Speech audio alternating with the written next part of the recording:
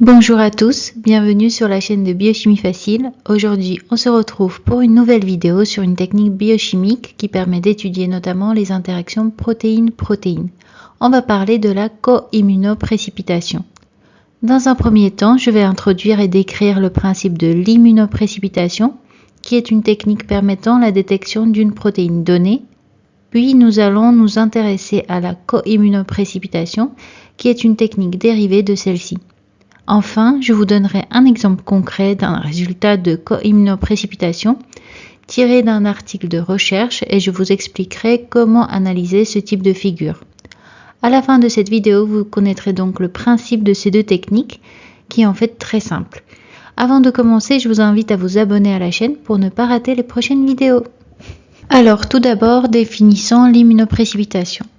L'immunoprécipitation est une technique basée sur l'utilisation d'un anticorps pour détecter spécifiquement une protéine d'intérêt dans une cellule ou dans un mélange de protéines.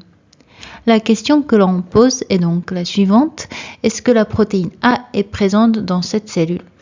La première étape de l'immunoprécipitation consiste à lyser les cellules afin de libérer le contenu cellulaire. On va alors se retrouver avec un extrait cellulaire qui va contenir un mélange de protéines différentes.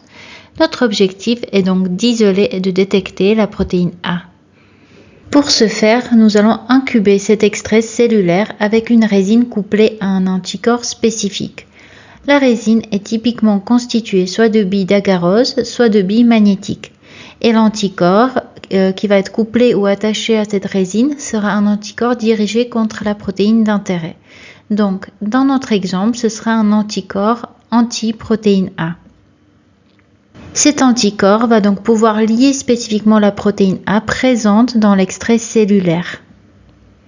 L'étape suivante consiste à se débarrasser des autres protéines contaminantes. Pour cela, on va centrifuger le tube si on utilise des billes d'agarose ou bien on va utiliser un aimant dans le cas de l'utilisation des billes magnétiques.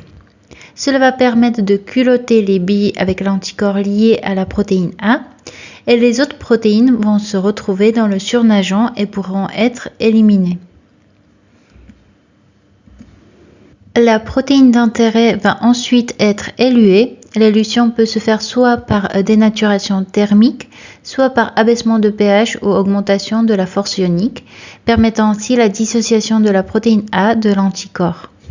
Pour vérifier que la protéine A est bien présente dans l'ELUA, les différentes fractions ainsi que l'extrait cellulaire de départ vont être analysés par SDS-PAGE, puis par Western blot.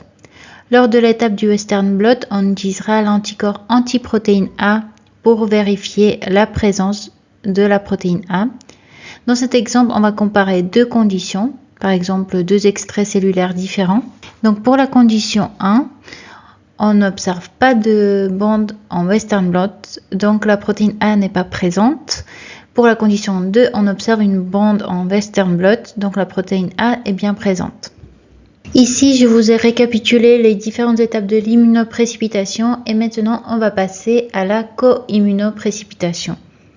Le principe de la co-immunoprécipitation repose sur l'utilisation d'un anticorps pour détecter spécifiquement un complexe de protéines. Cette technique permet donc la détection des interactions protéine-protéine stables et ou fortes. Elle n'est donc pas adaptée pour détecter des interactions transitoires ou faibles. Donc la question que l'on peut poser par exemple est: est-ce que la protéine A interagit avec la protéine E dans la cellule? Le principe va être quasiment identique à celui de l'immunoprécipitation. Tout d'abord, on va lyser les cellules, puis on va incuber l'extrait cellulaire avec la résine couplée à l'anticorps antiprotéine A. L'anticorps antiprotéine A va lier spécifiquement la protéine A comme précédemment. Ensuite, on va récupérer les protéines précipitées avec l'anticorps, soit par centrifugation, soit par application d'un aimant, et on va éliminer les autres protéines contaminantes comme précédemment. Cette fois-ci, on va donc récupérer non seulement la protéine A, mais aussi toute protéine qui interagit avec A. Dans cet exemple, donc, il s'agit de la protéine E. Et de la même manière que précédemment, on va éluer le complexe par dénaturation. À l'étape suivante, on va analyser les différentes fractions, c'est-à-dire l'extrait cellulaire de départ, les différentes étapes de lavage et d'élution en utilisant le SDS-PAGE suivi par le Western blot, en utilisant cette fois-ci des anticorps anti-protéine A et anti-protéine E. Donc ça sera deux incubations avec deux anticorps différents. Donc dans cet exemple, on a la condition 1 et la condition 2. Dans la condition 1, on vérifie qu'il y a bien présence de la protéine A avec l'anticorps antiprotéine A. Par contre, avec l'anticorps antiprotéine E, on n'observe pas de bande. Donc dans la condition 1, la protéine A est présente, mais il n'y a pas de complexe avec la protéine E. Dans la deuxième condition, la protéine A est bien présente et on a également une bande correspondante à la protéine E, ce qui indique qu'il y a formation d'un complexe entre la protéine A et la protéine E. Pour rappel, voici le récapitulatif des différentes étapes de la co-immunoprécipitation. Et maintenant, on va passer à un exemple d'analyse de résultats d'une expérience de co-immunoprécipitation. J'ai tiré cet exemple de cet article et je vous mets également dans la description le lien vers l'article si ça vous intéresse. Donc, dans cet article, les auteurs ont cherché à identifier des partenaires protéiques de la protéine OS15. Ils ont identifié plusieurs protéines susceptibles d'interagir avec OS15. Et donc ici, j'ai choisi de vous montrer un seul exemple d'une des protéines candidates, la protéine RSP35. Les auteurs ont donc transfecté des cellules par des plasmides comportant la protéine RSP35 et la protéine OS15. Donc on remarque que ces deux protéines sont fusionnées à des étiquettes. Donc la protéine RSP35 est fusionnée à une étiquette GFP, Green Fluorescent Protein, et OS15 est fusionnée à une étiquette FLAG. Les auteurs ont ensuite lysé les cellules et ils ont obtenu des extraits protéiques appelés ici des inputs qui ont ensuite été immunoprécipités avec un anticorps anti-GFP puis analysés par SDS-PAGE et Western blot. Donc on se rappelle que la protéine RSP35 comporte une étiquette GFP. Donc cet anticorps anti-GFP va spécifiquement lier la protéine RSP35-GFP et toutes les protéines qui interagissent avec elle, donc potentiellement OS15. Regardons tout d'abord le panel de gauche des résultats, les pistes 1, 2, 3. Donc il s'agit de input, donc ce sont les extraits protéiques, différents extraits protéiques qui ont été déposés sur gel et analysés par Western blot. Donc, il s'agit d'un Western blot soit avec l'anticorps anti-GFP, soit avec l'anticorps anti-FLAG. Anti-GFP permet de détecter RSP35-GFP et anti-FLAG permet de détecter OS15-FLAG. Donc, la piste 1, c'est le contrôle de l'expérience. Les cellules exprimant que RSP35-GFP, mais pas la protéine OS15 FLAG. Et donc, on observe bien un signal avec l'anticorps anti-GFP et pas de signal avec l'anticorps anti-FLAG. Ensuite, on regarde la piste 2, c'est le deuxième contrôle.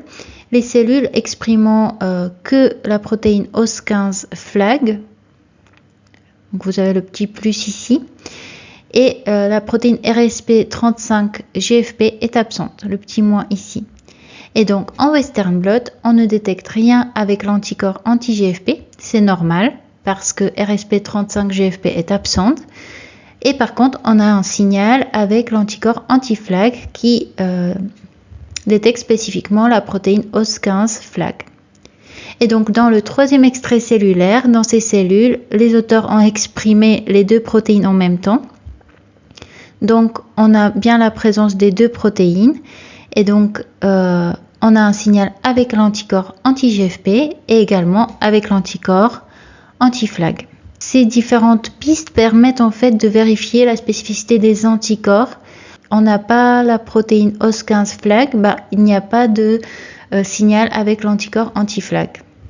Ok, donc maintenant on va regarder le panel à droite, donc IP, immunoprécipitation avec l'anticorps anti-GFP. Je vous rappelle que l'anticorps anti-GFP va permettre de capturer la protéine RSP35-GFP et toutes les protéines qui interagissent avec elle. Anti-GFP, c'est l'anticorps qui a servi à immunoprécipiter RSP35-GFP. Donc après l'immunoprécipitation, les auteurs ont fait un SD-SPAGE suivi par Western blot avec les deux anticorps anti-GFP et anti-FLAG comme précédemment. Donc on regarde la piste 4. C'est là où on a utilisé les extraits cellulaires issus des cellules qui expriment uniquement RSP35-GFP et pas OS15 FLAG. Donc on observe bien un signal pour RSP35-GFP. Donc celle-ci a bien été immunoprécipitée avec l'anticorps anti-GFP. Et on n'observe pas de signal pour OS15 FLAG, ce qui est normal puisque ces cellules n'expriment pas cette protéine. Maintenant, on regarde la piste 5. Il s'agit donc de l'extrait cellulaire des cellules qui expriment uniquement OS15 FLAG et qui n'expriment pas RSP35-GFP. Donc, on n'a pas de signal pour RSP35-GFP et on n'a pas de signal pour OS15 FLAG. Cela signifie que cette protéine n'a pas été immunoprécipitée en absence de RSP35-GFP. Enfin, la piste 6 correspond aux cellules qui expriment les deux protéines. Et donc, on a un signal pour RSP35-GFP. Donc, cette protéine a bien été immunoprécipitée avec l'anticorps anti-GFP. Et on observe également un signal anti-FLAG, donc qui correspond à la protéine OS15 FLAG, qui a été co-immunoprécipitée avec RSP35-GFP, ce qui permet de confirmer qu'il y a bien une interaction avec RSP35. En général, il est nécessaire de confirmer ce type d'expérience par des expériences complémentaires permettant de mettre en évidence les interactions protéine-protéine. Donc, il y a d'autres expériences à mettre en place pour confirmer cette interaction. C'est la fin de cette vidéo. J'espère qu'elle a été claire et qu'elle vous a plu. Si c'est le cas, dites-le moi dans les commentaires pour m'encourager. N'oubliez pas de vous abonner et d'activer la cloche de notification pour ne pas rater les prochaines vidéos. Merci beaucoup et je vous dis à très vite pour une prochaine vidéo.